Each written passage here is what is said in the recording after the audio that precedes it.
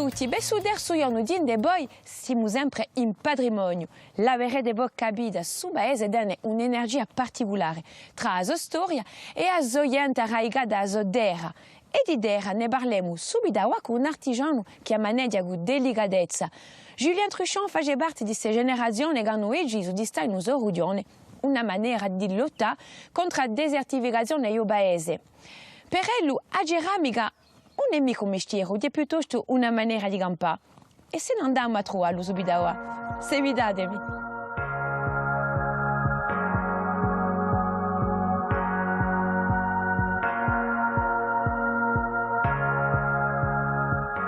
Julien. Salut Francine. Ça va bien? Mais c'est merveilleux, il se passe de belles choses ici. Écoute, on ne s'est pas ennuyé cette année. Hein. J'ai l'impression, les platanes. Feuille de platane qui est juste dehors, que tu as vu en arrivant. Alors qu'est-ce qu'on fait? On va sur un petit tour dehors, il fait tellement beau aujourd'hui. Volontiers, on a du y va? soleil. Allez, on y va. Julien, un enfant de patrimoine. D'ailleurs, chez toi, il y a toujours ce côté espiègle, si je ne m'abuse. Ah, on reste des enfants ad vitam. Hein.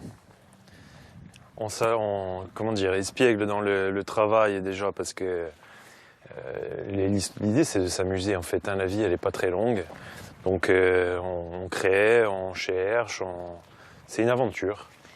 Tu ne vis pas, comme je disais en venant ici, tu ne vis pas ça comme un métier, toi. C'est plutôt ta conception. Moi, je me vois un peu comme un berger avec ses bêtes et qui vit avec du vivant et donc il peut pas ce qu'on veut. On a une contrainte. Moi, j'ai les fours à l'atelier, j'ai la terre qui sèche. Donc, habiter au-dessus de son lieu de travail, c'est assez important. On peut ne pas le faire, mais c'est plus simple pour travailler. Et puis, c'est un mode de vie global. Hein. Mon jardin, c'est un lieu de paix, patrimoine. Moi, je trouve que c'est un lieu de paix particulièrement. Le jardin, j'ai voulu créer. Bon, j'ai hérité aussi d'un terrain qui a été déjà façonné par mes parents en partie, hein. Mais que j'ai agrémenté d'un potager, j'ai mes poules. Tu vois, là, j'ai mon... Alors justement, tu parles d'héritage. André, ton papa a ouvert cette voie. Est-ce que ça a été dur, justement, d'emprunter le pas d'un premier tourneur céramiste de Corse? Est-ce que c'est dur de cette continuité? Non, pas du tout. C'était évident? Au contraire. Ah, évident de reprendre, non, parce que au contraire, au début, j'avais pas spécialement envie. Quand tu es né dans un... Enfin, moi, je suis du style, tu parlais du mot espiègle, aventureux. J'avais envie de goûter à d'autres choses, de découvrir un ailleurs physiquement et puis mentalement.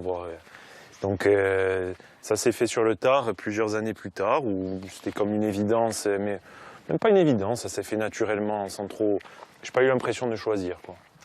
C'est ça qui est important, parce que d'abord tu t'es dirigé vers d'autres études. Pour en revenir là, j'ai lu quelque part, et j'avais trouvé ça très intéressant, que en fait tu as dû déconstruire ton chemin, parce que le chemin de ton père n'était pas le tien, qu'il t'a fallu tout fracasser, mais il y a un revers de la médaille. C'est quoi le revers de la médaille? Le revers de la médaille, c'est que c'est au prix de, alors je vais dire le mot, pas souffrance, mais le prix d'effort, de travail, de doute. Et le doute, ça aboutit souvent sur des belles choses, mais c'est aussi douter, c'est se remettre en question, c'est déconstruire des croyances, c'est déconstruire des chemins. Et donc c'est déstabilisant, hein, dans une vie d'homme. Des fois, on est sûr de certains trucs, et puis non, c'est pas notre voie. Et donc, c'est ta quête? Oui, c'est une quête. Il m'a fallu, c'est il y a peu de temps où je me suis dit, je suis vraiment fait pour ça. Et j'aurais pu faire ça, même si mon père n'avait pas fait ça. Il m'a fallu 15 ans pour ça. Tu es apaisé aujourd'hui? Est-ce que tu es en phase avec ce que tu fais? Écoute, les poules m'y aident. Il y a des poules derrière toi, justement. Est-ce que ce sont les inspiratrices de tes si beaux cocotiers? Va savoir. L'endroit où on se situe travaille sur nous, sur la manière dont on exerce. C'est être céramiste en habitant dans une ville. Alors c'est possible, il y en a qui le font, et peut-être qu'ils le font bien. Mais moi, je peux pas. La ville, c'est une tension. Pour créer, à mon sens, il faut partir du vide, du néant. Tu vois. Je sais que pour avoir des bonnes idées, souvent, je me mets face à l'horizon ou face à rien, et j'attends, je reste sans rien faire. Et c'est là que les idées germent. C'est vraiment le silence total. Patrimoine t'apporte ça? Ah oui, complètement. Moi, j'ai un attachement pareil. Il m'a fallu des années pour m'en rendre compte. Parce que quand on est né à un endroit, tout est évident, tout est bon, mais c'est avec le recul, en voyageant et en revenant à chaque fois, je me verrais pas vivre ailleurs, mais même pas patrimoine sur ce terrain, quoi. C'est bizarre, hein, des fois je me dis c'est. Il y a un attachement. Ouais, viscéral. C'est viscéral.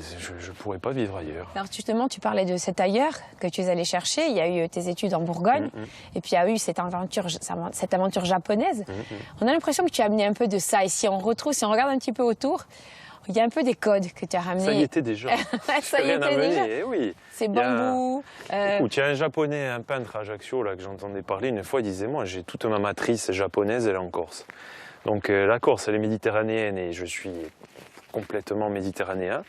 Mais il y a cette espèce de rigueur, philosophie, spiritualité, cette épure que peut-être on a moins en Corse, de par aussi les paysages.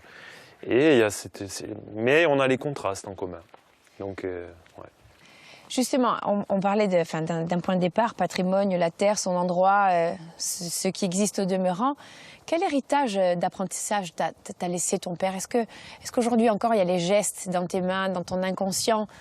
Alors quand j'ai appris mon métier, quand je suis parti en Bourgogne pendant 2 ans, j'ai évolué 2-3 fois plus vite que la moyenne. Et le formateur, il me voyait monter les pièces à une vitesse folle. Et en fait, j'avais très peu touché à la terre. Hein. Je tournais un peu avec mon père pour m'amuser quand j'étais jeune. Mais en fait, j'avais tous les gestes ancrés. Voilà. Tu avais tout que ce soit mon père ou tu vas observer. Quand tu es né dans le chant, hein, tu es né dans une famille où ça chante, tu as l'oreille musicale, tout se fait, ou la langue. Et en fait, tu aperçois que même le non-verbal se transmet. Il n'y a pas que tout ce que je voyais. Pourtant, je ne l'ai jamais observé avec précision, hein, mais je passais dans l'atelier, ces gestes, ils étaient ancrés, hein, oui, naturellement. Hein. Aujourd'hui, tu poursuis ta route, tu as fait évoluer ton art, hein, tu es surtout dans les arts de la table. Et cette table, quelle table? Moi, ce qui m'intéresse, c'est le contact avec la personne. Voilà. Qu'il soit humain, qu'il soit agréable, et qu'il soit aussi très pro et créatif, et que ça me pousse dans mes retranchements. J'aime pas refaire les choses, la facilité m'ennuie vite, et ne me fait pas cheminer. Donc l'art de la table, ça s'est construit en une quinzaine d'années, à une époque où les chefs ne prenaient peu chez des artisans. Hein. C'était des assiettes industrielles. Aujourd'hui, quasiment tous les chefs, à un moment, font appel à un céramiste. Mais quand j'ai commencé, on n'était pas beaucoup en France à faire ça. En Corse, j'étais un des seuls, on était peut-être 2-3 céramistes. Et ça a pris de l'ampleur par la constance, par la qualité du travail, par l'écoute de l'autre. Ça s'est étendu à plus que ça, plus que l'art de la table aujourd'hui? Alors l'art de la table, j'ai beaucoup cheminé. Aujourd'hui, j'ai envie d'un nouveau défi dans plus la décoration, sur des choses où j'ai plus de contraintes. L'art de la table, l'assiette, elle va servir plusieurs fois par jour. C'est un échange avec un chef. Là, j'ai envie de faire des choses peut-être de manière plus libre. T'éclater. C'est un peu ça, en fait, la création pure. Le matin, j'ai une idée, je la réalise dans la journée. Voilà, je suis libre. On travaille en équipe ici. Oui, tu as 2 acolytes, 2 cartes fortes. Oui, hein, bien sûr. Comment ça se passe, justement, la création? Parce que j'ai l'impression aussi, j'ai aussi lu quelque part que tu avais la tête très souvent occupée par 1001 choses, 1001 idées. Est-ce que c'est dur de faire sortir ce qu'on a dans la tête et surtout de le véhiculer avec des gens? J'imagine qu'il y a une complicité qui se crée dans les gestes du quotidien aussi. Non, c'est pas dur. J'arrive avec des idées, moi, qui viennent de la nuit, de la journée, de l'instant, d'il y a 10 ans, immature. C'est tout un bordel organisé, on est souvent désorganisé. J'écoute aussi d'ailleurs les idées de mes collègues parce que seul on progresse moins vite seul en fait, parce que l'autre se fait écho de nos idées, l'enrichit, et même s'il n'enrichit pas, d'en discuter avec lui, on construit le dialogue qu'on veut établir sur une pièce. L'enfant des patrimoines a quand même cheminé dans son art. Aujourd'hui, c'est une inauguration d'exposition appelée Médusa, c'est ça? Qu'est-ce qu'on trouvera ici? Alors, là, on a un peu voyagé par rapport à l'art de la table. On a changé un peu d'univers. C'était un besoin personnel d'aller vers moins de contraintes, comme je te le disais. Et donc, de la liberté autant sur la forme des pièces que sur le décor, sur les émaux. Par exemple, c'est des émaux qui ne sont pas alimentaires, donc ils ne sont que pour la décoration. Donc on a présenté toutes ces pièces un peu sous un mode galerie, moins comme on les présentait en tant qu'artisan d'art. Donc c'est plus espacé, c'est un univers autre que l'univers habituel. C'est une exposition qu'on pourra voir jusqu'à quand? Alors jusqu'au 20 janvier. Qu'est-ce que tu attends en fait de ce moment en fait que tu offres aux gens, cette invitation? Écoute, moi la plus belle récompense c'est que ça plaise. Et le moment c'est aussi un partage, un moment amical. Il y a l'aspect entrepreneurial financier parce qu'on vit de tout ça. Hein. L'artiste, lui, il a la pression à l'orée de cette découverte. Parce que bon, on met de soi, c'est un univers très personnel. Hein. Une petite pression. Quand même, ouais. Médusa, donc le thème de la mer. Oui. On ressent bien ces vagues, ces effluves, tout ça. J'y vois une poésie, on se perd dans le bonheur du silence et du vide et du fond de la mer. Tu es parti de quoi? Pourquoi tu as eu envie d'aller justement explorer ces fonds-là? Ben, ça a été plus un cheminement technique qui arrivait là au début. J'ai pas souhaité au début faire un univers autour de la mer, de la méduse, mais c'est en cheminant aussi bien techniquement que moralement, spirituellement. En cheminant, j'en suis arrivé là. Je vais aller à côté chez ta maman. Bon. Je vais aller voir un petit peu comment ça se passe d'être la femme témoin de tout ce beau travail. Je te dis à bientôt. À bientôt. Merci. Et merci de ton passage. Je t'en prie. Ciao, ciao. Au revoir. Ciao. Ciao.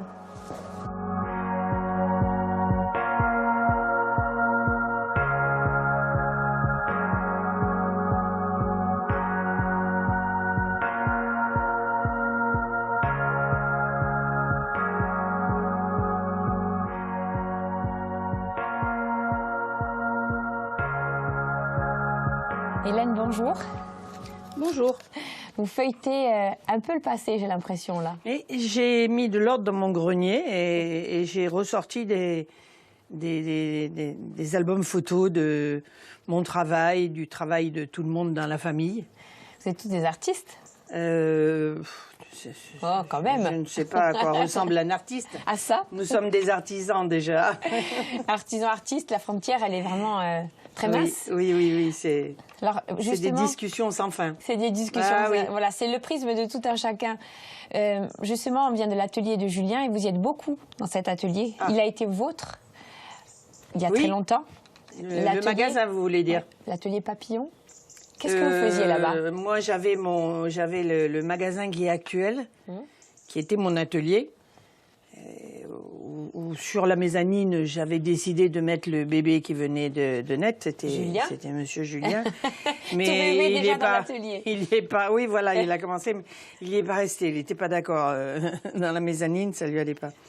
Oui, mon atelier était le magasin actuel. J'ai cru pouvoir refaire mon atelier ici quand on a bâti avec mon mari l'atelier de poterie. On avait parlé de l'appeler l'atelier Papillon parce qu'il y avait une aile pour moi et puis une aile pour la poterie, quoi. Vous, c'est la partie sérigraphie. Votre mari, ça sera sérigraphie et peinture sur soie. Et votre mari, ça sera la partie céramique poterie. Voilà. Chacun son rôle, on va dire. La poterie était bien entendu beaucoup plus grande. Elle était. Ça prend plus de place. Oui, et puis par rapport au temps de travail. Donc du coup, Julien a grandi vraiment dans cet entre créatif, entre vous, vos dessins. Ah ben, Julien a bu et vécu entre nous deux et notre artisanat, quoi. Et il s'en est imprégné. Ah ben ça semble plus que sûr. Ça semblerait ça. Et là, il dépasse, il s'envole. D'ailleurs, ça me fait penser à un livre qu'il avait, un livre préféré qu'il avait, Julien s'envole. Et ça me fait penser à ça, quoi. Il est en train de s'envoler, là.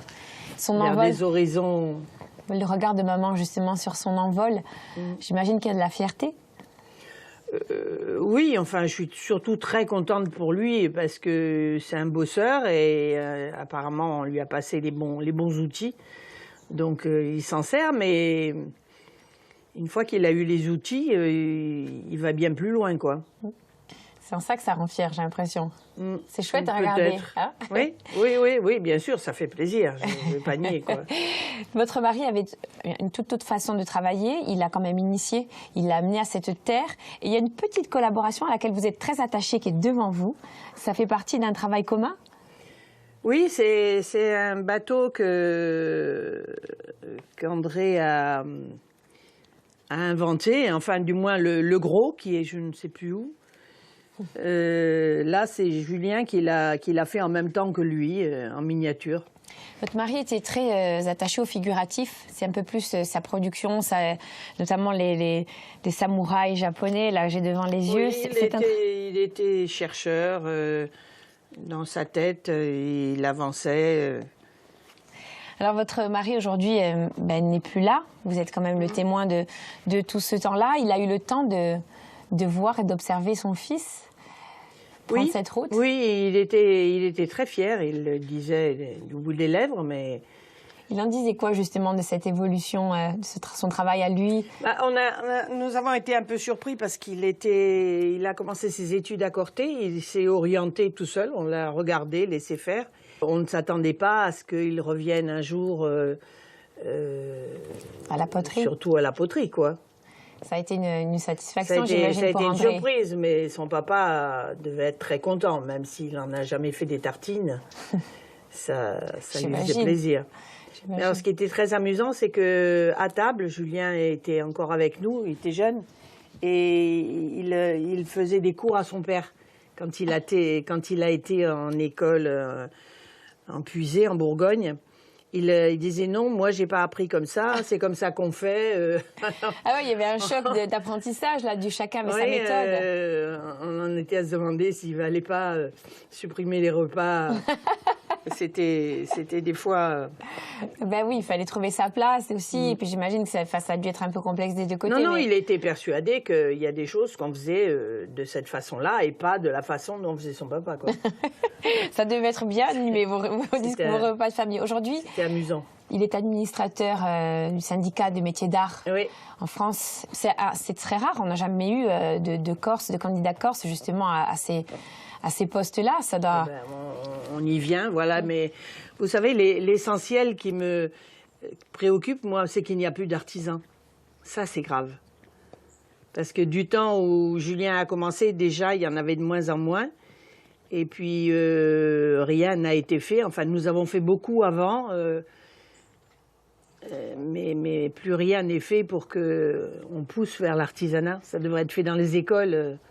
Julien, en tout cas, tend à ça. Il fait partie de ces générations. Ça, c'est très bien. Ça, c'est quelque chose dont je suis fière, oui. Ah ben, bravo. C'est vrai que vous pouvez l'être. Votre mari... Il faut. C'est une obligation. C'est une obligation, comme vous dites. Mais je suis entièrement d'accord avec vous. Il a eu le temps de connaître cette reconnaissance qu'on lui a fait auprès de des métiers d'art. Il était encore là quand il a été nommé administrateur ou pas? Mon mari? Votre mari André? était encore là? Oui. Oui, il était... C'était avant qu'il soit administrateur, il était présent au métier d'art, puisqu'il partait tous les mois pour des réunions. Et oui, mon mari a eu le temps de... Il a suivi ce parcours-là, quoi. Oui, mon mari a eu le temps de voir qu'il se démenait aussi pour ailleurs, quoi. Il ressemble beaucoup à son père, enfin, entre autres, mais il ressemble beaucoup à son père, qui était un meneur, quoi, un moteur, qui a donné toutes ses forces au sein de l'association de la Corsica. C'est un bel héritage, en tous les cas. Oui, bien sûr. C'est un super héritage, même. Oui, bien sûr. Hélène, merci. Je vous dis peut-être merci à vous. À bientôt. E a voi vi dico a presto per altre scoperte, d'altre spaziate qui in voi. Ciao, ciao. A presto.